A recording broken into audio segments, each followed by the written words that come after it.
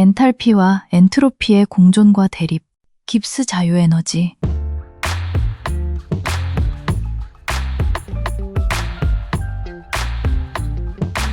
얼음이 물이 되는 것이 쉬울까?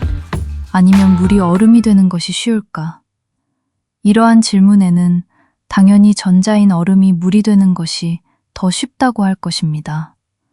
상식적으로나 경험적으로 볼 때 얼음은 스스로 녹아서 물이 되고 또한 물은 기체가 되어 증발될 것입니다.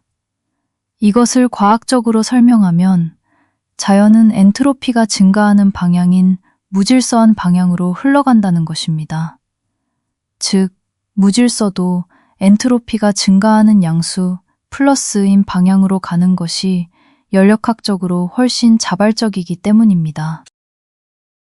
그런데 물이 얼음이 되는 것은 발열 반응이며 따라서 에너지가 낮아지는 더 안정한 반응입니다. 화학을 공부했던 사람이라면 이런 얘기를 많이 들어봤을 것입니다. 자연의 반응은 에너지가 낮은 안정한 것을 추구하며 따라서 이것은 엔탈피가 음수, 마이너스인 방향이며 이는 대부분 발열 반응이라는 것입니다. 즉, 물이 얼음이 되는 것이 더 자연이 추구하는 안정한 방향성이라는 것입니다. 이것을 과학적으로 설명하면 자연은 엔탈피가 낮아지는 방향으로 흘러간다는 것입니다. 즉, 더 낮은 에너지는 엔탈피가 낮아지는 방향이므로 발열 반응을 하고 따라서 물이 얼음이 되는 것이 더 안정한 방향성입니다. 여기서 얼음이 물이 되는 것을 추구하는 엔트로피와 물이 얼음이 되는 것을 추구하는 엔탈피의 대결이 시작됩니다. 즉, 자연은 무질서한 방향으로 흘러간다는 양수의 방향성인 엔트로피와 자연은 에너지가 낮아지는 발열 반응을 추구한다는 음수의 방향성인 엔탈피의 대결입니다. 이러한 엔탈피, H와 엔트로피, S의 대결을 수식으로 만든 것이 깁스 자유에너지, G입니다. 그러므로 깁스 자유에너지 공식은 G는 H 빼기 T 델타 S입니다. 여기서 온도 T라는 변수가 존재합니다. 즉, 엔탈피와 엔트로피가 대결을 펼칠 때 온도라는 변수가 이 대결의 승자를 결정할 수도 있는 요인이라는 것입니다. 얼음이 물이 되는 것이 쉽다는 것도 결국 주변 온도에 따라 다르다는 것입니다. 온도는 엔트로피의 편이므로 온도가 낮을 때는 엔트로피가 엔탈피보다 작아서 깁스 자유에너지가 양수가 되어 반응은 비자발적이 되기 쉽고 온도가 높을 때는 엔트로피가 엔탈피보다 커서 깁스 자유에너지가 음수가 되어 반응은 자발적이 되기 쉽습니다. 물론 이것은 일반적이고 수식적인 상황일 뿐 엔탈피의 변화량과 엔탈피가 양수인지 음수인지에 따라 깁스 자유에너지의 크기와 부호는 달라집니다. 만약 온도가 고정되어 있거나 무시되는 조건이라면 엔탈피의 크기가 엔트로피의 크기보다 크다면 깁스 자유에너지는 양수가 되어 반응은 비자발적이기 쉽습니다. 엔트로피의 크기가 엔탈피의 크기보다 크다면 깁스 자유에너지는 음수가 되어 반응은 자발적이기 쉽습니다. 물론 이것은 일반적이고 수식적인 상황일 뿐 엔트로피의 변화량과 엔트로피가 양수인지 음수인지에 따라 깁스 자유에너지의 크기와 부호는 달라집니다. 위의 표는 단순히 깁스 자유에너지 공식에 의한 반응의 자발적과 비자발적이 아닌 엔탈피와 엔트로피의 또는 양의 부호 그리고 고온과 저온이라는 온도 조건이 반영된 실제적인 깁스 자유에너지의 4가지 자발성 조건입니다. 앞서 자연은 무질서한 방향으로 흘러간다는 양수의 방향성인 엔트로피와 자연은 에너지가 낮아지는 발열 반응을 추구한다는 음수의 방향성인 엔탈피의 대결이라고 하였는데 사실 이러한 상황은 표를 보면 알 수 있듯이 깁스 자유 에너지는 항상 음수가 나오는 모든 온도에서 자발적인 반응입니다.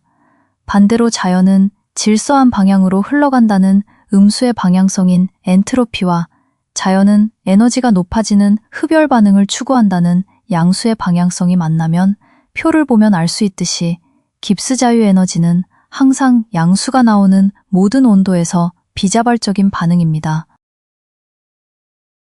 다음은 좀 더 실제적인 상황의 예입니다. 다음은 25도씨와 같은 상온이라는 온도 조건일 때입니다. 얼음이 물이 되는 것은 엔탈피가 양수인 흡열 반응입니다.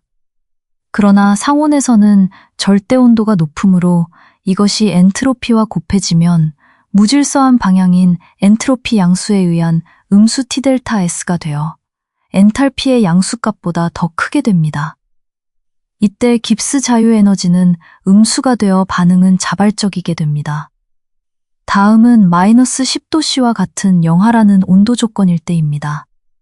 얼음이 물이 되는 것은 엔탈피가 양수인 흡열 반응입니다. 그러나 영하에서는 절대 온도가 낮으므로 이것이 엔트로피와 곱해지면 무질서한 방향인 엔트로피 양수에 의한 음수 T델타 S보다 엔탈피의 양수값이 더 크게 됩니다. 이때 깁스 자유 에너지는 양수가 되어 반응은 비자발적이게 됩니다. 이러한 상황은 앞서 나온 깁스 자유 에너지의 4가지 자발성 조건 중 여기에 해당됩니다. 다음은 25도씨와 같은 상온이라는 온도 조건일 때입니다. 물이 얼음이 되는 것은 엔탈피가 음수인 발열 반응입니다. 그러나 상온에서는 절대 온도가 높으므로 이것이 엔트로피와 곱해지면 질서한 방향인 엔트로피 음수에 의한 양수 T델타 S가 되어 엔탈피의 음수값보다 더 크게 됩니다.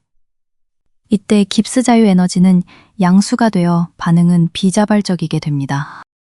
다음은 마이너스 10도씨와 같은 영하라는 온도 조건일 때입니다. 물이 얼음이 되는 것은 엔탈피가 음수인 발열 반응입니다. 그러나 영하에서는 절대 온도가 낮으므로 이것이 엔트로피와 곱해지면 질서한 방향인 엔트로피 음수에 의한 양수 T델타 S보다 엔탈피의 음수값이 더 크게 됩니다. 이때 깁스 자유 에너지는 음수가 되어 반응은 자발적이게 됩니다.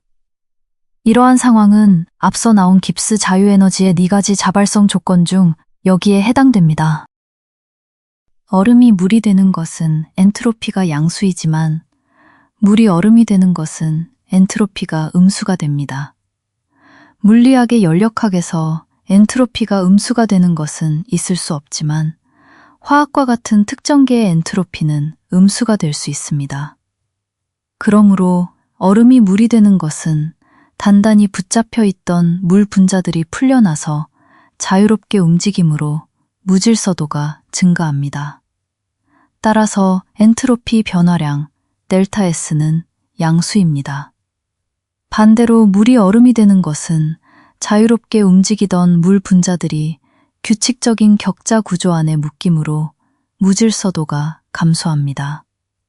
따라서 엔트로피 변화량 델타 S는 음수입니다.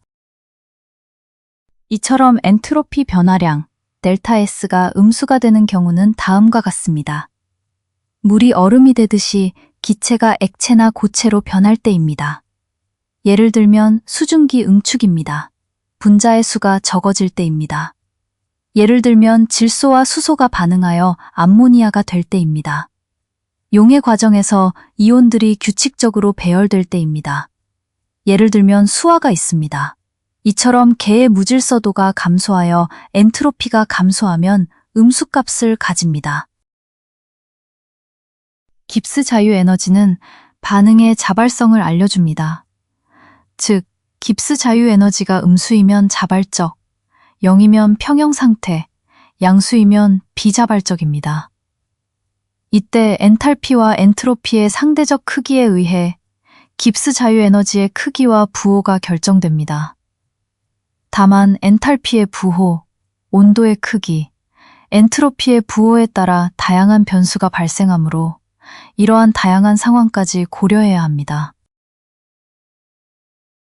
그러므로 얼음이 물이 되는 것이 쉽다고 흔히들 말하지만 실제로는 얼음이 물이 되는 것이나 물이 얼음이 되는 것이나 엔탈피와 엔트로피가 추구하는 방향성이 서로 반대가 되므로 얼음이 물이 되는 것도 쉬운 것이 아니며 물이 얼음이 되는 것도 쉬운 것이 아니고 다만 온도에 따라 자발성과 비자발성이 결정되는 관계입니다. 따라서 흔히들 얼음이 물이 되는 것이 쉽다고 생각하지만 이는 우리의 주변 온도가 대부분 0도씨보다 높기 때문에 반응이 자발적이라고 판단 혹은 오해하는 것뿐입니다. 그러므로 엔트로피는 엔탈피와 항상 공존하며 경우에 따라 경쟁하는 관계가 됩니다.